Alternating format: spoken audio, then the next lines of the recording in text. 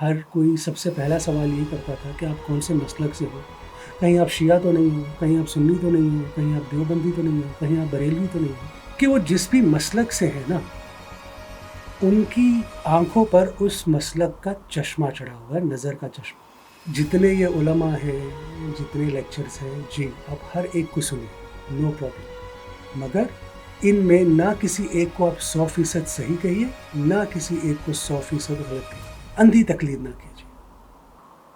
Hello and welcome to Social Untold, میرا نام ہے زہیب۔ آج کی میری یہ ویڈیو کوئی کسی اسپیسیفک ٹاپک پہ نہیں ہے، کوئی بہت انفارمیٹیو ویڈیو نہیں ہے۔ میری یہ ویڈیو ایک پرسنل ایکسپیرینس کے اوپر ہے۔ میں اپنا وہ پرسنل ایکسپیرینس آپ کے ساتھ شیئر کرنا چاہتا ہوں، اور شیئر کرنے کی خاص وجہ یہ ہے کہ اس ایک ایکسپیرینس کے سے مجھے 3 سبق سیکھنے کو ملے، اور میں آپ سب کے ساتھ وہ 3 سبق شیئر کرنا چاہتا ہوں۔ وہ لیسنس کیا ہیں، وہ سبق کیا ہیں، وہ تو ہم اس ویڈیو کے آخر میں ڈسکس کریں گے۔ پہلے سٹارٹ کرتے ہیں میرے تھوڑے سے بیک گراؤنڈ سے۔ میرا تعلق ایک اسلامی مذہبی گھرانے سے ہے۔ میرا تعلق ایک ایسے گھرانے سے ہے جہاں پر نماز کی پابندی کی جاتی ہے، روزوں کی پابندی کی جاتی ہے، حج، زکوٰۃ، یعنی کہ سارے اسلام کے ارکان جو ہیں، جو فرائض ہیں، وہ پورا کرنے کی کوشش کی جاتی ہے۔ میری روزہ رکھنے کی عمر شاید 3.5-4 سال ہوگی، اور میری نماز کی پابندی 8-9 سال سے شروع ہو گئی تھی۔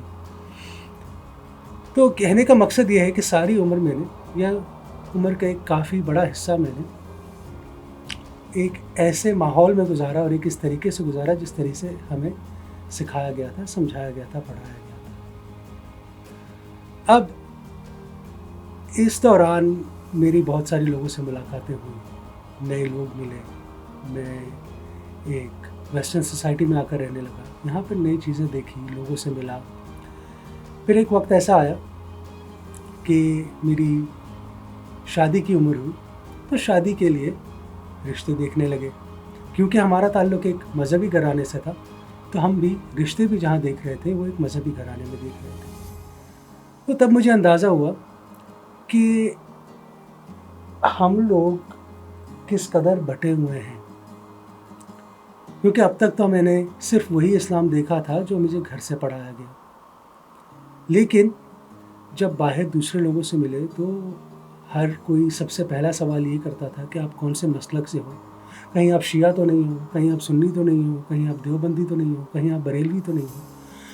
اور پھر جب آپ ان کو جب جواب مل جاتا تھا تو وہ پھر پوچھتے تھے کہ آپ کس کو فالو کرتے ہو، کون سے اسکالرس کو سنتے ہو، کون سی فقہ کی کتابیں پڑھتے ہو، یا کون سی کتابیں پڑھی ہوئی ہیں۔ اور ایمان کی بات بتاؤں تو مجھے ان سارے سوالوں کا میرے پاس کوئی جواب نہیں تھا، نہ مجھے کبھی اس کی ضرورت پیش آئی تھی، کیونکہ ہمیں تو جتنا اسلام سکھایا گیا تھا ہم وہ فالو کر رہے تھے۔ خیر، وقت آگے بڑھتا گیا اور مجھے کبھی اس چیز کی ضرورت نہیں پڑی کہ میں اس چیز کی تحقیق میں جاؤں یا اس کے بارے میں سوچوں، حتیٰ کہ میں ایک مشکل میں پڑ گیا۔ اب جب میں مشکل میں پڑا تب میں نے تھوڑی سی تحقیق کرنی شروع کی۔ اب کیا ہوا کہ میرا تعلق جو ہے ایک پروفیشنلی میرا تعلق ہے گورننس سے، اور گورننس میں ہم ہمیشہ ایک بات کہتے ہیں کہ policies and instructions are only looked at when somebody is in trouble۔ مفہوم اس بات کا یہ ہے کہ پالیسیز اور احتیاطی تدابیر صرف تب پڑھی جاتی ہیں جب وہ ایک آرگنائزیشن میں کام کرنے والا انسان کسی مسئلے میں پڑ جاتا ہے، ورنہ اس سے پہلے کبھی نہیں پڑھتے اس کو۔ ایک فائلنگ تک کی بات ہے کہ وہ فائل کر کے پالیسیز بنا کے رکھ دی جاتی ہیں اور ان کو کبھی پڑھا نہیں جاتا۔ کچھ یہی حال میرا بھی تھا۔ اس میں یہ تھا کہ میں نے جب تک میں مسئلے میں نہیں پڑھا میں نے تحقیق خود شروع نہیں کی۔ اب اس مسئلے کے حل کو لے کر میں کافی سارے علماء سے ملا، بہت سارے لوگوں کو سنا، ویڈیوز دیکھی، کتابیں پڑھی۔ کتابیں تو خیر کم پڑھی، لیکن کچھ لوگوں کو سنا، بہت سارے دوستوں سے ملا، علماء سے ملا، اور میں اپنے مطلب کا جواب ڈھونڈنے کے لیے ہر ایک مسلک کے عالم کے پاس گیا، خواہ وہ اہل تشیع تھے، چاہے وہ بریلوی تھے، چاہے وہ देवबंदी थे या जहाँ जिस भी मसलक से थे, मैं उन सब के पास गया और सबसे मैंने अपने मसले का जवाब पूछना चाहा। तो मुझे एक चीज़ का अंदाज़ा हुआ कि जिस तरीके से हमें बताया जाता है कि इतने अलग अलग मसलक हैं, इतने अलग अलग फ़िरके हैं, हम सब के अंदर इतने फ़र्क हैं, हम किताबें अलग हैं, हमारा ईमान अलग है, हमारा यकीन अलग है, बातें अलग अलग हैं, सोच अलग है। मुझे अंदाज़ा इस बात का हुआ कि इन सब की बातें सुनकर, इन सब से जब अपने मसले का हल पूछा, मुझे कोई ज़्यादा फ़र्क नज़र नहीं आया। ज़्यादा से ज़्यादा 19-20 का फ़र्क होगा, बाकी कोई ज़्यादा फ़र्क नज़र नहीं आया। तो बात ये ऐसी निकली कि मुझे अपने सवालों के जवाब नहीं मिले, या इस तरह कहना चाहिए कि जो मैं अपनी मर्ज़ी के जवाब ढूंढ रहा था वो मुझे नहीं मिले। तो मेरे दोस्त हैं,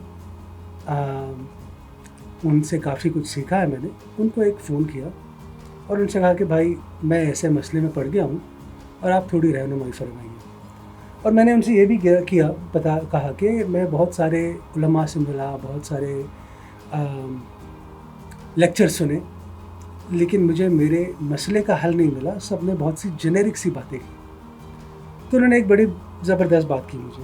पहली बात उन्होंने ये की कि ज़ोहैब भाई, आपने जितने लोगों को सुना, जितने लोगों को पढ़ा या देखा, जिस मसलक से भी वो थे, ना उनमें से कोई 100% सही है, ना कोई 100% गलत। पहली बात तो ये। दूसरी बात ये कि वो जिस भी मसलक से है ना, उनकी आंखों पर उस मसलक का चश्मा चढ़ा हुआ है, नज़र का चश्मा। तो वो उस चश्मे के थ्रू ही, उस लेंस के थ्रू ही सब कुछ देखते हैं। वो उससे बाहर जाकर नहीं देखते। वो जो भी आपको जवाब दे रहे हैं, वो अपने उस्तादों से सीखी हुई बातों से या अपनी फ़िक़्ह की किताबों से दे रहे हैं। वो आपको कुरान और हदीस से जवाब नहीं दे रहे। खैर, तो उनका मशवरा मुझे ये था कि आप ऐसा कीजिए कि आप कुरान तर्जुमे से पढ़िए।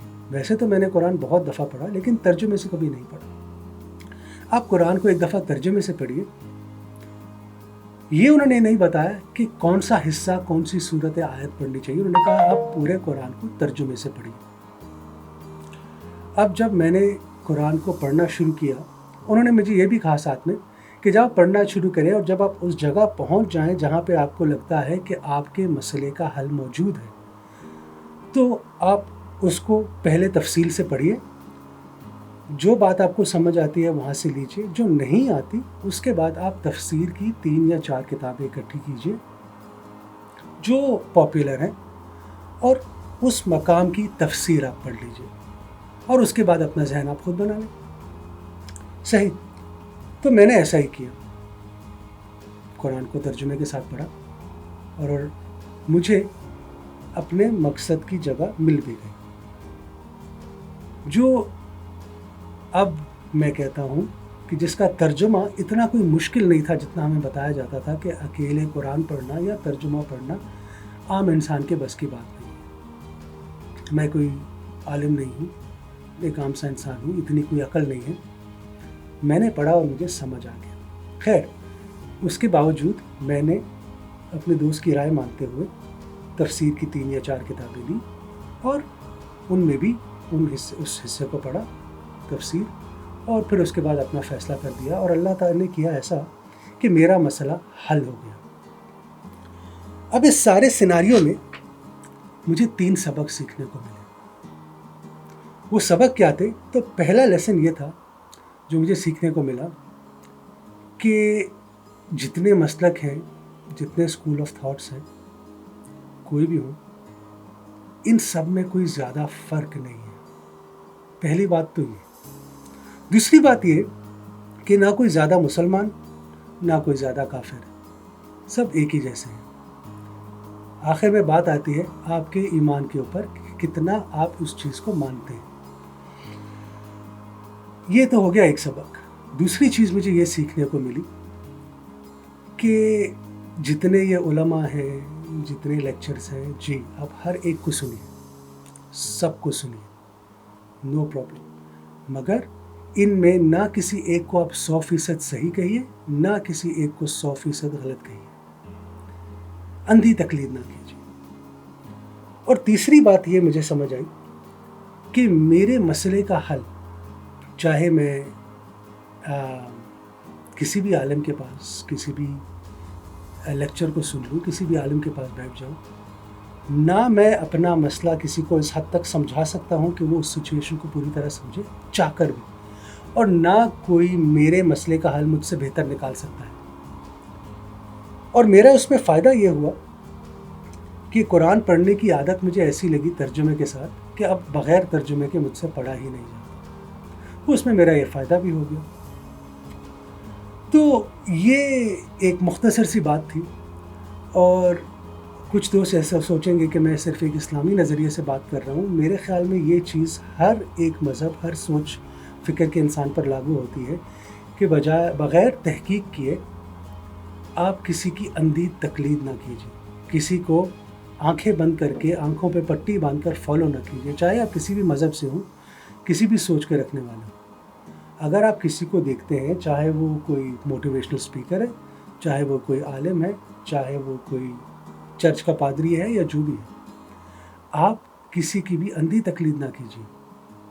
آپ اگر کسی کو سنتے ہیں، بے شک سنیے، یہ مان کر سنیے کہ نہ یہ 100% صحیح ہے، نہ یہ 100% غلط ہے، جب تک آپ خود تحقیق نہیں کر لیتے۔